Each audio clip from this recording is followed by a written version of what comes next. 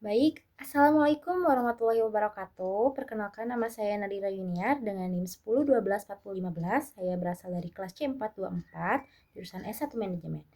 Di sini saya akan menjelaskan analisis kelayakan investasi untuk memenuhi tugas evaluasi akhir semester. Di dalam soal, kita disuruh untuk mencari ARR. Rumus dari ARR itu ada dua. Yang pertama, kita mencari ARR, kemudian nilai investasi. Yang pertama, laba bersih setelah pajak dibagi nilai investasi dikali 100%. Laba bersih setelah pajak itu di dalam soal ada EAT. Yang pertama ada 168 juta rupiah, 183 juta rupiah, 198.800, 214 juta 200 rupiah, 229 juta 600 rupiah, dan yang terakhir 245 juta rupiah. Kemudian caranya kita jumlahkan dulu keseluruhan dari EAT, kemudian dibagi 6 karena kita investasi selama 6 tahun, di sininya selama 6 tahun berturut-turut. Setelah dihitung, jumlahnya ada 1.238.600.000 rupiah. Setelah itu dibagi 6, totalnya 206.433.333,3333. Kemudian kita hitung nilai investasi. Rumusnya yaitu initial investment ditambah nilai sisa dibagi 2. Di sini initial investment yaitu 1 miliar. Total investment itu ada 1 miliar. Kemudian ditambah nilai sisa. Nilai sisa di soal ini ada 240 juta. Kemudian kita tambah 1 miliar ditambah 240 juta dibagi 2. 1 miliar ditambah 240 juta hasilnya 1 miliar 240 juta. Kemudian dibagi 2 hasilnya 620 juta rupiah. Kemudian kita kembali ke rumus awal, yaitu berarti laba bersih setelah pajak hasil perhitungan yaitu 620 juta rupiah. Nah, laba bersihnya, laba bersihnya itu hasil ARR. Nih, hasil ARR yang ini perhitung itu kemudian dibagi dengan nilai investasi di bawah yang 620 juta. Nah, kita hitung dikali 100%. Karena dalam rumusnya dikali 100%. Hasilnya 33,29569887,1%. Kalau dibulatkan mungkin 34% ya. Selanjutnya di soal kedua yaitu PP, cara menghitung PP kita lihat total investasinya yaitu ada 1 miliar. Nah, pada tahun pertama kita balik modal itu sebesar 278 juta rupiah. Sisanya ada 722 juta rupiah. Nah, pada tahun kedua kita dapat 293.400.000 rupiah. Sisanya 400 juta 208 400 juta 28.600.000 rupiah. Nah, pada tahun ketiga kita mendapatkan 308 juta 800.000 rupiah. Sisanya 119 juta 800.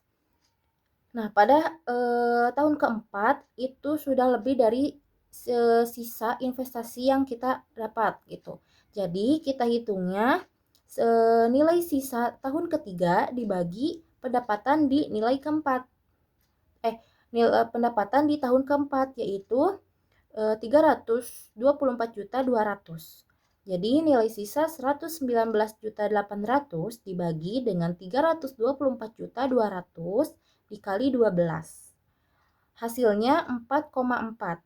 Artinya 4,4 itu 4 di depan sama dengan bulan. Nah, 4 di belakang itu apa? Nah, kita cara hitungnya tuh per hari. Jadi 4 itu dihitungnya 0,4 dikali 30 karena dihitungnya per hari, 30 hari gitu. Sama dengan 12. Artinya jadi investasi balik modal dalam jangka waktu 3 tahun, 4 bulan, 12 hari pada investasi ini gitu. Selanjutnya di sini ada NPV. Cara menghitung NPV kita cari dulu DF-nya. Cara mencari DF sudah Ibu kasih tabelnya di sini. Nah, ini dia. Kita lihat di dalam soal bahwa keuntungan yang dinyatakan itu adalah 20%. Nah, kita lihat di sini bagian 20% pada tahun pertama yaitu 0,833. Kita hitung di sini, kita tulis 0,833. Kemudian tahun pertama 278 juta dikali 0,833 hasilnya 231.574.000 rupiah. Pada tahun kedua juga sama, kita lihat di sini di tabel yaitu 0,694. Kita hitung juga, tahun ketiga juga sama seperti itu sampai tahun ke-6. Kemudian kita jumlahkan PV-CV-nya, mohon maaf, PV-NCV-nya, yaitu ada 1.139.597.400.000 rupiah. Nah, kemudian cara menghitungnya kita dikarenakan di dalam soal ada nilai sisa atau nilai residu, kita hitung nilai residu dikali dengan tahun terakhir, DF yang pada tahun terakhir. Itu disebutnya PV-NCV-nya. Nah, hasilnya 80.400.000. Kemudian total PV-NCV-nya dan PV-NCV-nya kita kurangi, hitungnya dikurangi. Totalnya 1.059.107.400. Nah, setelah itu kita masukin initial investment. Pada soal nilai initial investment itu 1 miliar. Kita tulis di bawah 1 miliar. Kemudian kita hitung dikurangi total barusan yang total PV-NCV-nya dan PV-NCV-nya hasil dikurangi, kita kurangi lagi dengan initial investment 1 miliar. Dan hasil dari NPV-nya yaitu 59.197.400. Nah, itu cara menghitung NPV-nya. Kemudian yang terakhir kita cari PI. PI itu nyambung dengan hitungan yang ketiga, NPV-nya. Nah, kita tulis lagi total PV-NCV pada yang ketiga barusan telah dihitung yaitu 1.139.597.400.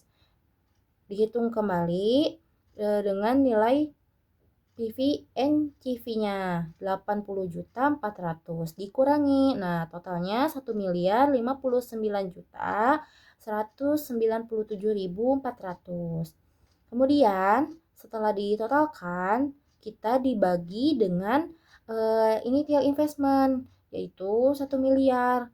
Nah, total dari 1.059.197.400 dibagi 1 miliar yaitu 1,2199974. Nah, artinya investasi ini layak dikarenakan hasil PI itu di atas 1. Nah, Baik, kesimpulannya berdasarkan analisis kelayakan investasi yang dilakukan, investasi tersebut dinyatakan layak untuk dilakukan. Hal ini berdasarkan pada hasil perhitungan indikator kelayakan atau seperti nilai sekarang bersih atau NPV jika dinormalisasi, rasio benefit, cost atau BCR atau rasio lain yang digunakan. Nah, dari hasil perhitungan barusan yang menunjukkan angka di atas satu mengidentifikasikan bahwa nilai manfaat atau pengembangan yang diperoleh oleh investasi lebih besar daripada biaya yang dikeluarkan, sehingga investasi memiliki potensi untuk memberikan keuntungan dan memberikan nilai tambah bagi pihak yang berinvestasi. Jadi arti dari soal yang Ibu berikan dan dihitung artinya perusahaan ini layak untuk diinvestasikan. Sekian pembahasan dari saya. Mohon maaf jika banyak kesalahan atau sulit mengucapkan jumlah uangnya karena terlalu besar dan terlalu buru-buru mungkin. Mohon maaf. Wabillahi taufiq wal hidayah. Wassalamualaikum warahmatullahi wabarakatuh.